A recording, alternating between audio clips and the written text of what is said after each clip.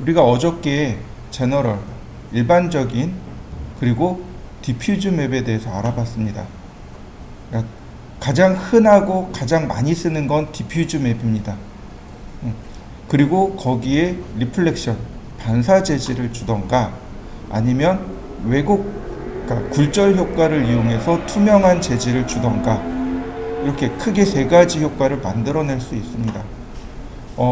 우리가 모델링을 하고 렌더링 할 때, 거의 매핑할 때 디퓨즈 맵이 한 7-80% 들어간다고 보시면 돼요. 거의 다 디퓨즈 맵이라고 생각하시면 됩니다. 자, 그 다음에 이렇게 디퓨즈 맵이 들어가면 그 뒤에는 렌더링을 해야 됩니다.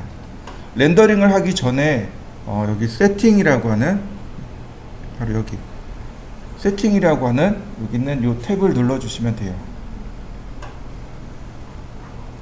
여기서도 옵션은 엄청 많습니다. 굉장히 많아요. 이거 다 쓸 필요는 없고요. 자, 그 중에 이제 꼭 필요한 것들만 딱 찍어 드릴게요. 자, 먼저 보시면 우리가 눈여겨봐야 될 부분 먼저 알려드릴게요.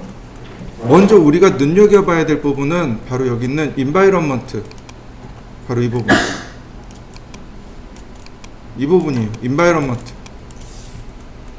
그 다음에 글로벌 일루미네이션, 이 부분입니다. 조금 더 주자면 여기 레이 트레이스라는 부분,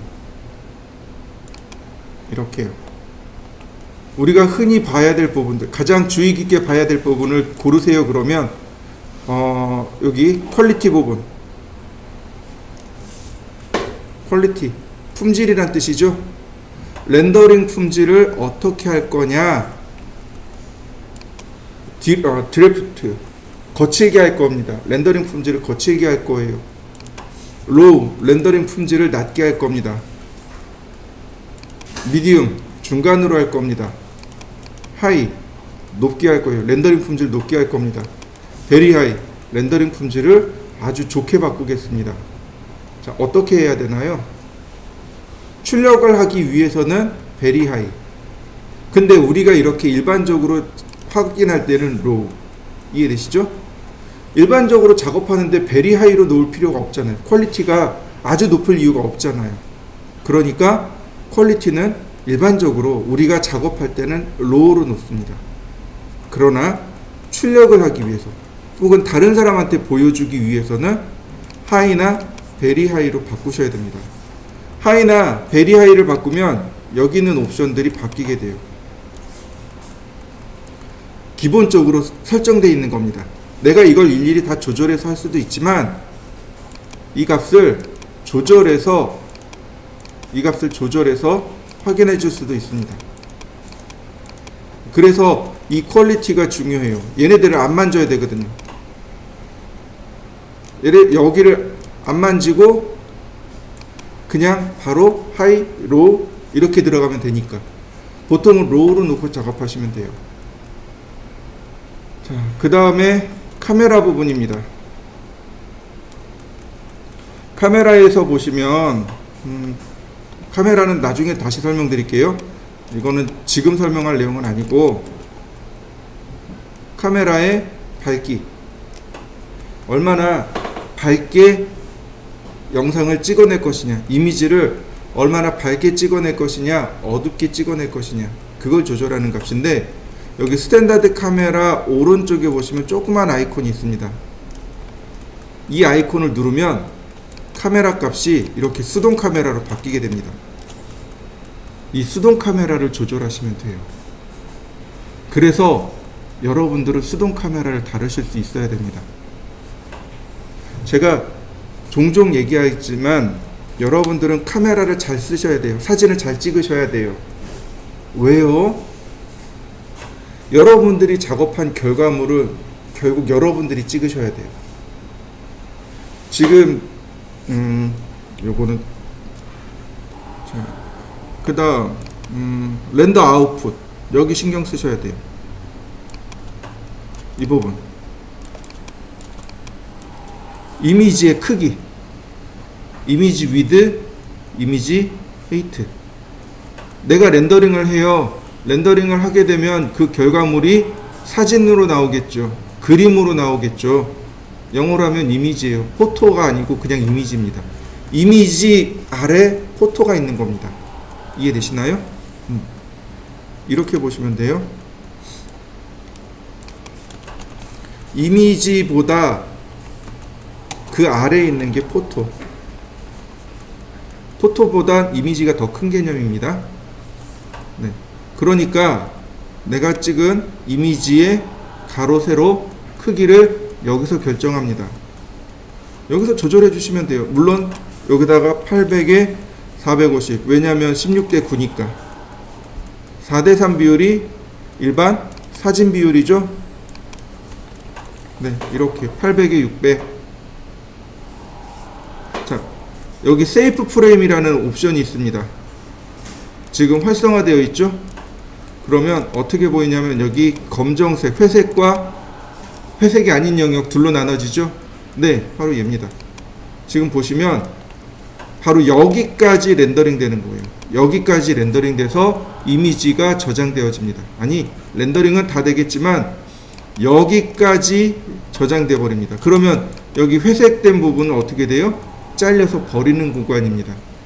세이프, 안전한 프레임 구조, 이거는 애니메이션에서도 많이 나오고요, 영상 쪽에서도 많이 나오는 단어 중에 하나입니다. 세이프 프레임. 내가 렌더링을 했을 때 영상 매체, 이미지라든지 TV라든지 모니터라든지 이런 데로 나가게 되겠죠. 이때 확실하게 들어가는 부분과 잘리는 부분, 이렇게 나눠지는 게 세이프 프레임입니다. 그러니까 다시 말하면 여기서부터 여기까지가 800에 600으로 렌더링 된다는 얘기죠. 그러면 결국 여기는 렌더링이 안 되는 거죠. 그럼 이거 보고서 화면의 구도를 맞추는 거죠. 화면의 구도를 이렇게 맞춰줘야 비로소 완성된 모습이 나오겠죠. 자, 세이브 이미지도 많이 중요해요. 세이브 이미지는 자동 저장입니다. 렌더링한 결과물을 자동으로 저장하기, 그게 세이브 이미지입니다. 보시면 체크하고 여기 클릭해 주시면 조금 느리긴 한데, 자, 이렇게요. 어떤 이름으로 어디에다가 저장하겠습니까? 이런 뜻입니다. 어떤 이름으로 어디에 저장하시겠습니까? 자동 저장입니다. 자동 저장. 이 자동 저장은 언제 써요? 최종 결과물을 얻어낼 때 씁니다. 자, 일반적으로 렌더링 타임이 일반적으로 우리가 지금 렌더링하는 거 굉장히 용량이 가벼워요. 불과 한 5분 10분이면 다 돼요. 그런데 우리가 이제 실무에서 쓸 것들은요, 기본 렌더링 1시간 2시간 그래요. 심각한 거는 한 6시간씩 렌더링 하는 경우도 있습니다. 예를 들어서 그냥 1시간 정도 렌더링 한다고 생각해 보시죠. 그럼 난 컴퓨터 못 써요. 그죠? 1시간 동안 얘는 계속 돌아갑니다. 과연 1시간 뒤에 내가 컴퓨터를 가용할 수 있는 리소스, 즉 메모리라든지 이런 것들이 남아 있을까요? 아니요, 안 남아 있어요. 그럼 어떻게 돼요? 이제 저장해야지. 그리고 마우스 쭉 빼고 가는 순간 컴퓨터 휙 다운됩니다. 더 이상 쓸 메모리가 없거든요. 작업은 이미 다 됐고. 그럼 어떻게 해요? 다시 렌더링 해야 되는 거죠. 이런 기막힌 불상사를 막기 위해서 어떤 게 생긴 거예요? 렌더링 다 끝나면 너가 알아서 좀 저장 좀 해놔. 이게 바로 세이브 이미지입니다. 그러니까 당연히 최종 렌더링 할 땐 얘를 걸어야 되는 거죠. 중간중간에 우리가 렌더링 확인할 때는 굳이 얘를 걸 필요는 없어요. 그 다음에 environment. 자, environment GI 값이 있습니다. 자, 이게 무슨 뜻이냐면 이 GI 값은 글로벌 일루미네이션, 바로 얘입니다. 이 값이에요. 이 값이랑 상통하는 겁니다. 얘하고 상통하는 거예요. 자, 이렇게 보시면 돼요. 조명이 여기 있어요. 빛이 여기 있죠. 태양이잖아요. 지금 빛이 이렇게 오고 있죠. 그죠? 이때 빛의 입자가 있어요. 우리가 혹시 물리 시간에 혹은 지구과학 시간에 배웠을 겁니다. 빛은 입자입니다. 빛은 파동입니다. 이렇게 두 가지 설이 다녀요. 혹시 배우셨나요? 전 고등학교 때 배웠어요. 그래서 빛의 입자설, 빛의 파동설 이렇게 두 가지를 배웠습니다. 여러분들 혹시 기억하세요? 그거 입증하는 거 있었죠. 깜깜한 방에 이렇게 구멍을 뚫어 놓으면 빛이 점점 이렇게 확산돼서 들어오죠. 그게 물결이 확산돼서 퍼지는 거랑 똑같다고 해서 아, 빛은 파동이야 라고 하는 파동설과, 햇빛 아래 이렇게 오래 서 있으면 막 온몸이 다 따갑죠. 입자라서 그런 거죠. 입자가 나를 때리니까 따가운 거죠. 그래서 빛의 입자설, 그렇게 나옵니다. 물론 여기 V레이도 빛의 입자설과 빛의 파동설 두 가지를 다 씁니다. 근데 그 중에 여기 GI 값은 입자입니다. 빛의 입자예요. 그 입자를 뭐라고 부르냐면 포톤이라고 부릅니다. 자, 조명에 들어가면 여기 포톤 에밋 라디어스라고 하는 거 있죠? 이때 포톤이 빛의 입자를 뜻하는 단어입니다. 포톤은 빛의 입자예요. 에밋은 에밋 라디어스, 에밋 범위, 확산, 반경입니다. 빛이 어떤 사물에 맞닿았을 때 이렇게 확산되는 확산 범위예요. 그러니까 즉, 이 광원에서부터 포톤이 이렇게 쭉 내려옵니다. 그랬다가 이와 같이 사물에 부딪혀서 튕겨 나가겠죠. 일부는 흡수가 되고 일부는 튕겨 나가요. 이때 이렇게 처음 온 이 라이트를 프라이머리라고 합니다. 프라이머리 레이. 그 다음에 얘가 세컨드리, 바운스 돼서 나간 것, 얘는 세컨드리입니다. 그래서 프라이머리 레이하고 세컨드리 레이 이렇게 둘로 나눠져요. 얘를 끄면 얘가 켜져 있으니까 프라이머리와 세컨드리는 계산되어져요. 밝기를 얼마나 조금 더 밝게 할 것인가, 이 얘기예요. 그림자의 영역이 빛이 확산되면, 바운스 돼서 확산이 되면 그림자 부분이 조금씩 밝아지기 시작합니다.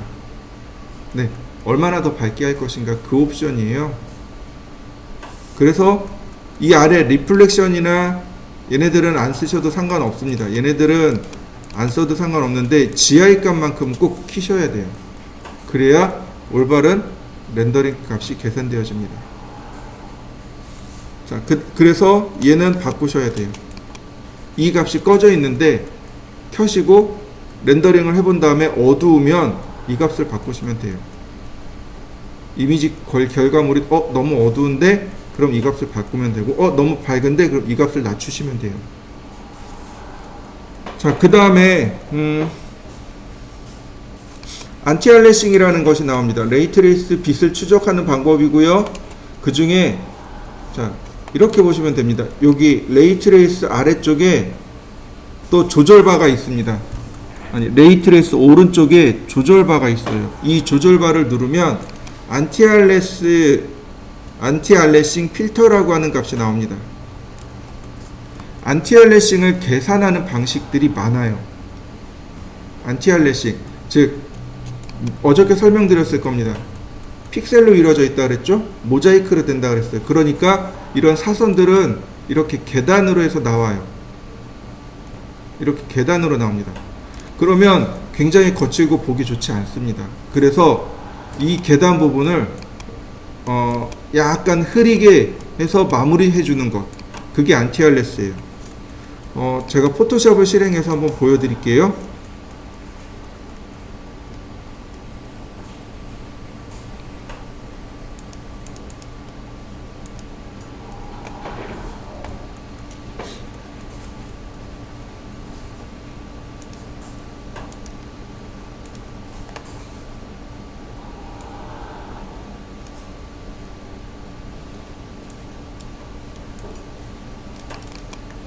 자, 제가 이건 나중에 배울 거니까 그냥 일단 넘어가고요.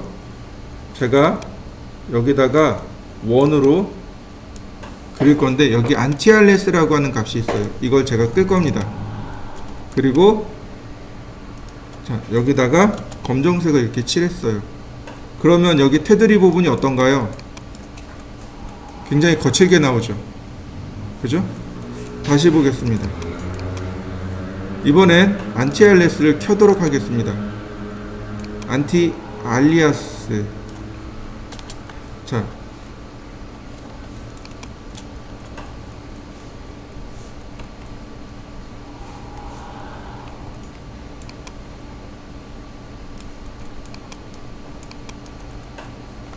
경계가 어떤가요? 이쪽은, 자, 왼쪽은 경계가 계단처럼 나왔죠. 이게 알리아스, 즉 경계가 원래 이렇게 나오는 게 옳아요. 이게 정상입니다. 왜냐하면 픽셀로 다 모자이크를 처리해 놨으니까 이렇게 나온 게 옳아요. 그런데 너무 보기 싫거든요. 그래서 어떻게 해요? 경계를 이렇게 살짝 뭉그러뜨려 주는 겁니다. 이런 거 이제 그라데이션 효과라 그래요. 픽셀을 한 2개에서 3개 정도 그라데이션 처리해 줍니다. 뭉그러뜨려 주는 거죠. 그래서 경계를 부드럽고 깔끔하게 처리해 줍니다. 자, 이 정도에서 비교해 보시면, 여러분들이 이 정도에서 비교해 보시면 금방 티가 날 거예요. 왼쪽은 거칠고 오른쪽은 경계가 부드럽게 나오고 있죠. 이게 안티알레스입니다.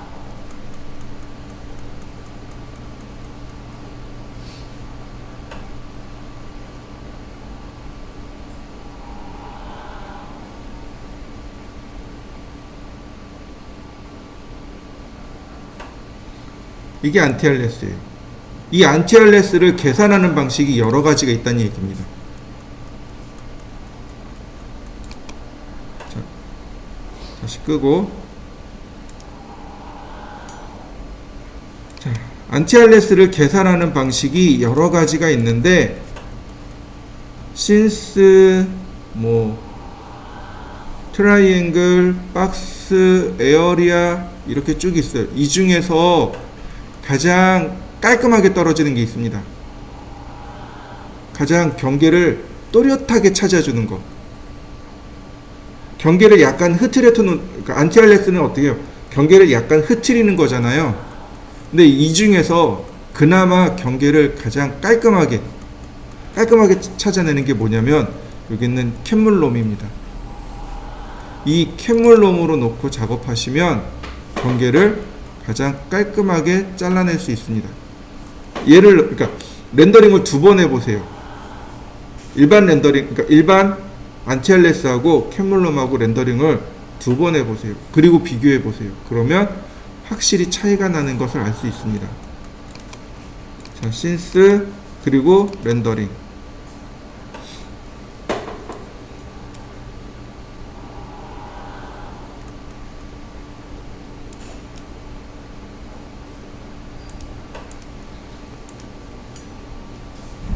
다시 보세요. 이런 부분들 이렇게 안티알레스 그러니까 왼쪽이 얘가 캔물롬이에요. 이걸 이용해서 경계를 조금 더 잘 찾아줘야 됩니다. 특히 이런 부분들, 자, 여기 경계 문 앞에 잘 보이시죠? 자, 이렇게요. 비슷한 사이즈로 맞춰 놔봤습니다. 자, 이런 경계 부분들, 이런 부분들, 경계가 이렇게 또렷하게 보여야 돼요. 그래야 여기가 오늘 날씨가 맑구나, 쨍하구나, 이렇게 나오게 됩니다. 그 다음에 그래서 여긴 캔물롬으로 쓰시면 되고요. 여기 필터 사이즈 있죠? 이 값을 올려보세요. 그러면 재밌는 결과물이 나올 겁니다. 원래는 이 값을 바꿔야 되긴 하지만 이 값을 안 바꾸고요. 우리는 그냥 냅두겠습니다. 여기 앰비언트 익스클루전이라고 하는 기능이 있습니다. 얘가 또 중요해요. 자, 지금 이 값을 제가 저장해 보죠. 자, 이 값을 제가 저장할 겁니다. 2번으로 저장할 거고요. 그 다음에 익스클루전, 앰비언트 익스클루전을 끄고 다시 한번 렌더링 할 겁니다. 결과물에 대한 차이가 크게 차이가 날 겁니다.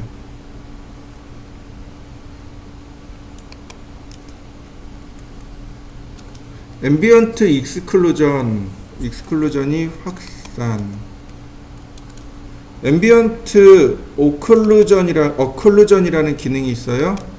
앰비언트 어클루전. 앰비언트라고 하는 건 뭐냐면 그림자진 부분의 영역을 앰비언트라고 합니다. 어저께 제가 설명드렸죠? 사물이 있습니다. 사물이 지닌 전체적인 색상을 디퓨즈라고 합니다. 디퓨즈 컬러 그러면 사물이 지닌 고유의 색상 이렇게 이야기합니다. 그런데 하이라이트와 조명이 이렇게 와요. 조명이 이렇게 오면 여기에도 이렇게 하이라이트 지는 부분이 있겠죠. 하얗게 하이라이트가 집니다. 하이라이트 지는 부분이 있고 반대쪽으로 음영이 지죠. 이렇게 그림자가 지죠. 이 그림자 지는 부분을 앰비언트 컬러라고 합니다. 일반적으로 사물이 세 가지 색상이 나오는 거예요.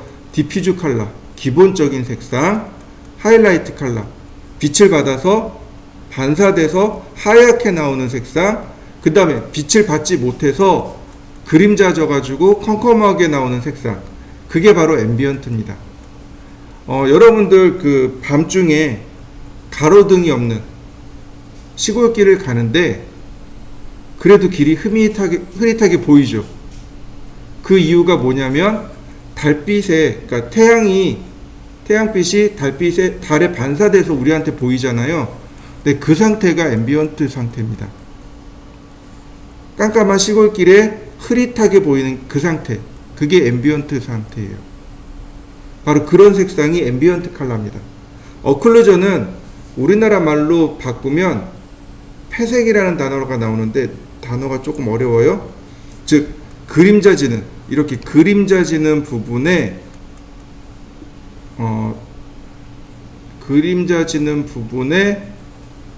경계를 또렷하게 만들어줍니다. 그게 앰비언트 어클루전이에요. 그래서 앰비언트 어클루전하고 안티알레스의 캔물론만 바꿔줘도 이미지가 굉장히 또렷하게 바뀝니다. 저는 이거 계속 켜놓은 상태였거든요. 자, 끈 상태로 한번 보도록 하죠. 좀 렌더링이 들어가야 되니까 좀 기다려 보겠습니다. 캔물롬에 여기 이 부분을 보면 되겠네요. 캔물롬에 앰비언트 어클루전을 켜놓은 상태입니다. 그리고 얘는 꺼져 있는 상태고요. 자, 이 부분만 봐도 금방 티가 나요. 자, 얘는 문과 문틀, 윤곽까지 보이죠. 얘는 어떤가요? 보이나요? 거의 안 보이죠. 앰비언트, 지금 여기 음영진 거죠. 그죠? 그림자 부분의 회색, 이렇게 통합할 거냐, 아니면 경계를 줘서 또렷하게 보이게 할 거냐, 이 얘기입니다. 뭐가 더 좋은 거예요? 이렇게 경계들이 또렷하게 잘 보여야 되는 거죠. 당장 이 두 가지 값만 봐도 금방 확인할 수 있습니다. 여러분들도 확인해 보세요. 자, 왼쪽은 캔물롬에 앰비언트 어클루전을 적용한 경우, 오른쪽은 캔물롬만 적용하고 앰비언트 어클루전을 적용하지 않는 경우, 실제로 많은 차이를 보이고 있습니다.